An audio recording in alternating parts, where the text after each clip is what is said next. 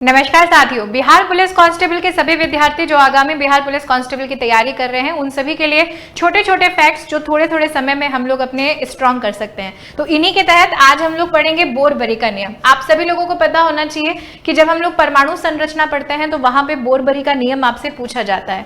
बोरबरी का नियम किसने दिया था? तो 1921 में नील्स बोर और चार्ल्स रूसलसबरी जो है, इन दोनों के द्वारा इस नियम को जो है वो नियम को क्या किया गया? प्रोपाउंड किया गया। और इस नियम में तीन मुख्य बातें यहाँ पर बताई गई हैं। पहली मुख्य बात कि किसी भी कक्षा में जो इलेक्ट्रॉन है वो इलेक्ट्रॉन 2n² पद्धति के अनुसार क्या किए जाते हैं? भरे जाते हैं। जैसे कि परमाणु जो है, उसी परमाणु में इलेक्ट्रॉन जो है वो कक्षा में चक्कर लगाते हैं।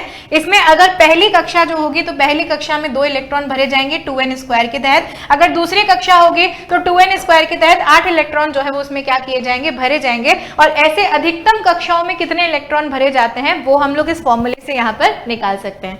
दूसरी बात इन्होंने ये कही कि अगर किसी भी परमाणु के स्थायित्व को आप लोग बरकरार रखना चाहते हैं तो परमाणु के स्थायित्व के लिए उसके बाह्यतम कोश में अधिकतम इलेक्ट्रॉनों की संख्या जो है वो कितनी होनी चाहिए? 8। और इसे ही जो है वो इसे ही अष्टक नियम यहाँ पर बोला गया है। तीसरी बात जो इन्होंने यहाँ पर बताई कि किसी भी कक्षा में इलेक्ट्रॉन जो है वो क्रमानुसार भरे जाते हैं। ऐसा नहीं है कि आप पहली कक्षा में कितने भी इलेक्ट्रॉन भर दोगे या दूसरी में कितने भी भर दोगे। पहली कक्षा में अगर यहाँ पर 2 आए हैं तो 2 ही इलेक्ट्रॉन भरे जाएंगे। जब ये 2 फिल हो जाएंगे तब जाके दूसरी कक्षा में इलेक्ट्रॉन जो है वो भरे जाएंगे जिनकी संख्या यहाँ पर 8 होगी। जब 8 फिल हो जाएंगे तो फिर तीसरी कक्षा में इलेक्ट्रॉन जो है वो भरे जाएंगे। यानी इलेक्ट्रॉन भरने का क्रम जो है वो नियमानुसार यहाँ पर होता है। तो ऐसे छोटे छोटे इंटरेस्टिंग फैक्ट्स के लिए जुड़े रहिए हमारे चैनल से। धन्यवाद।